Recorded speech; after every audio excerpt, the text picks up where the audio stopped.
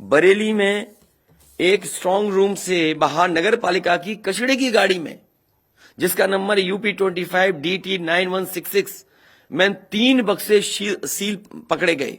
जो सील बक्से थे, एक बक्से में सादा बैलेट पेपर था तथा 2 बक्से में मोहरें, रजिस्टर तथा सील करने वाला सामान था। SDM घोरावल जनपद सोनभद्र में खाली मत पर अपनी गाड़ी से पॉलिटेक्निक कॉलेज ले जाते हुए पकड़े गए। क्या सफाई देगी सरकार? लखनऊ से फोन आ रहे हैं कि जहां पर भारतीय जनता पार्टी हार रही हो वहां पर काउंटिंग स्लो हो और रात तक काउंटिंग लेकर के जाइए। ये जितने कुछ एग्जिट पोल हुए हैं वो इसीलिए हुए हैं कि अगर वो चोरी भी करें तो शायद नजर ना आए। अब ईवीएम्स पकड़ी गई हैं, बहाना कोई ना कोई अधिकारी बताएंगे कि हम ईवीएम्स इसलिए ले जा रहे थे। आखिरकार फोर्स के साथ क्यों नहीं ईवीएम्स जा रही थी? ये तो ईवीएम की एक बनारस की जो अभी भी लाइव चल रहा है वो घटना है।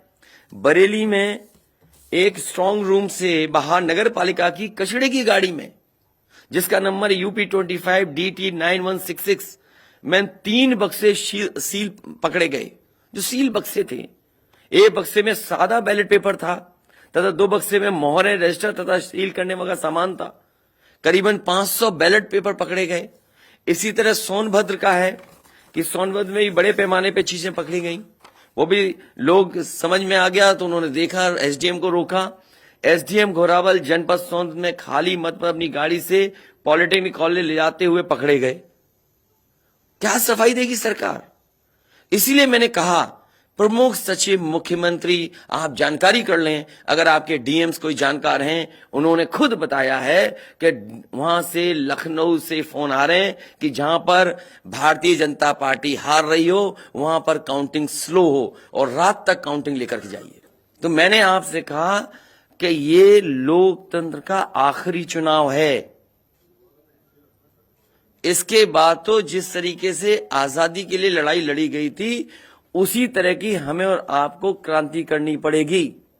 मैं तो अपने नौजवानों से अपील करूंगा कि जहां किसान इतने साल बैठे रहे तब सरकार झुकी।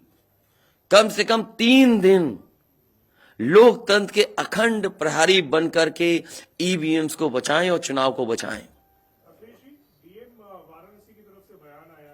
मैं किसी DM का इसलिए नहीं मानूंगा। DM कौन होता है? अगर प्रमुख सचिव मुख्यमंत्री फोन करेगा, DM क्या कर सकता है? DM की क्या हैसियत है? ये फिर जो प्रत्याशी लड़ने रहे थे उनको आखिरकार DM ने क्यों नहीं बताया? DM अगर ये जवाब दे रहा है तो उस DM से पूछिए कि DM ये बताओ कि तुमने जो प्रत्याशी चुनाव लड़े थे उसके बारे में क्यों नहीं बताया उन प्रत्याशियों को? ये DM आखिरकार किसके नीचे काम कर रहे हैं?